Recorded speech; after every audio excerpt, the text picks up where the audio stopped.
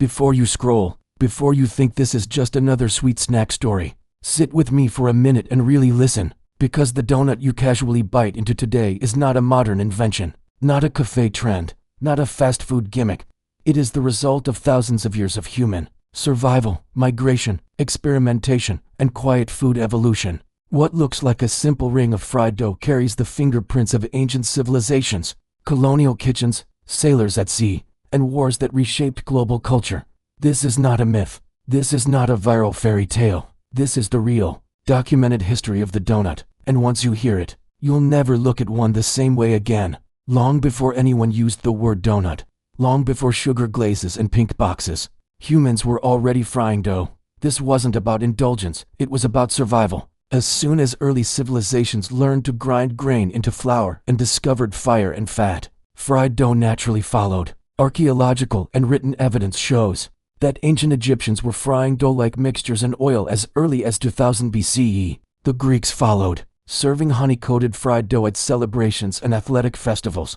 The Romans refined it further. In the 2nd century BCE, the Roman writer Cato the Elder described a dish called globi, balls of dough mixed with cheese, fried in oil, and coated in honey and poppy seeds. These were not desserts in the modern sense. They were energy-dense foods designed to last, easy to cook, and deeply satisfying. Across cultures, fried dough emerged again and again, not because people copied each other, but because it worked. As centuries passed, fried dough quietly embedded itself into food traditions. Across Europe, the Middle East, and North Africa, medieval cooks fried dough in animal fat, sometimes sweetened with honey, sometimes savory. In North Africa, ring-shaped fried dough like sponge appeared centuries before the modern donut. Though culturally and technically it evolved on its own path, the key point here is simple but powerful. The donut was not invented in one moment. It evolved slowly, naturally, across generations. The real turning point, the moment when fried dough began transforming into something recognizably close to the donut, came in the 17th century with the Dutch. In the Netherlands, cooks made a food called oliekoeks, literally meaning oil cakes. These were balls of yeast dough, fried in hot oil, sometimes filled with apples, raisins, or nuts. They were dense, rich, and filling. Dutch settlers brought these oliekoeks with them when they crossed the Atlantic and settled in New Amsterdam, which we now call New York. This was not cultural fusion for fun.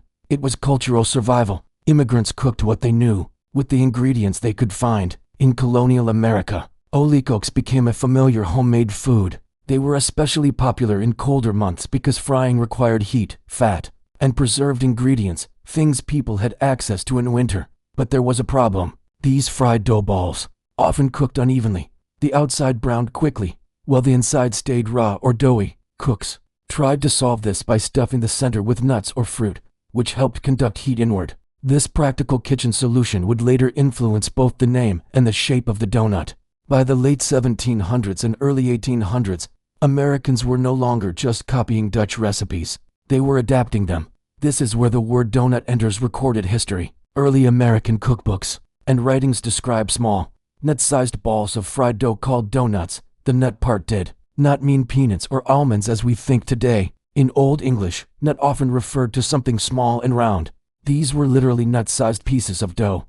Sometimes they did contain nuts inside, sometimes they didn't, but the name stuck. One of the earliest written mentions comes from Washington Irving in 1809, who described balls of sweetened dough, fried in hog's fat, and called doughnuts. Notice something important here: no hole, no ring, just fried dough balls. This is critical, because a lot of modern storytelling jumps straight to the hole and skips the truth. Historically speaking, doughnuts existed for decades before the hole ever appeared. The hole was not a design choice, it was a solution. Somewhere around the mid-19th century, cooks and bakers realized that if they removed the center of the dough would cook evenly. One popular story credits a New England sailor named Hanson Gregory with punching a hole in the center around 1847. Whether he was the first or just one of many experimenting at the same time is debated. What matters is this: the ring shape solved a real cooking problem. It cooked faster, absorbed less oil, and produced consistent results. Once people experienced that, there was no going back. At this point, the donut was still not a commercial product. It was homemade food, a kitchen tradition, something fried fresh and eaten warm. That changed dramatically in the early 20th century. And this is where the donut stops being just food and starts becoming culture. During World War I, American soldiers were stationed far from home in brutal conditions. Volunteers from the Salvation Army began frying donuts for them near the front lines in France. These women, later called the donut lassies, served freshly made donuts as a reminder of home. Soldiers didn't just eat them. They emotionally attached to them. The donut became comfort. It became memory. It became morale. That emotional bond followed soldiers back home after the war. After World War I, something else happened that changed everything: technology. In the 1920s, a Russian immigrant named Adolf Levitt invented one of the first automated donut machines. In New York City, for the first time, donuts could be made quickly, consistently, and in large quantities. People didn't just buy donuts, they watched them being made. At the 1933 Chicago World's Fair, donuts were presented as the food hit of the century, not because they were new, but because they were now modern. This moment transformed the donut from a homemade food into a commercial product. Bakeries popped up everywhere, coffee and donuts became linked. The simplified spelling donut gained popularity because it was easier to print, advertise, and remember. Chains like Krispy Kreme and later Dunkin' Donuts built entire identities around speed, consistency, and accessibility. The donut became affordable, repeatable, and everywhere. Now pause here for a second, and this is where I want to naturally invite you in. If you're enjoying this kind of real, myth-free food history, the kind that goes deeper than surface-level facts, take a moment right now to support the channel, subscribe, like the video, and stay with us, because this isn't just about donuts. This is about understanding food as history, culture, and human behavior. Alright, let's continue. By the mid-20th century, donuts had fully embedded themselves into American daily life. Police stations, office break rooms, late-night diners, donuts were everywhere. But while the US popularized the modern donut, variations around the world continued evolving independently. In Europe, filled donuts like Berliners and Paczki thrived. In Jewish communities, Sufganiyat became a Hanukkah staple, fried in oil to symbolize the miracle of light. In Asia, rice-based donuts emerged using local flours and fillings. Each culture adapted the same basic idea, fried dough, to its own ingredients and rituals. What makes the donut fascinating is not just how it tastes, but how quietly it reflects human history.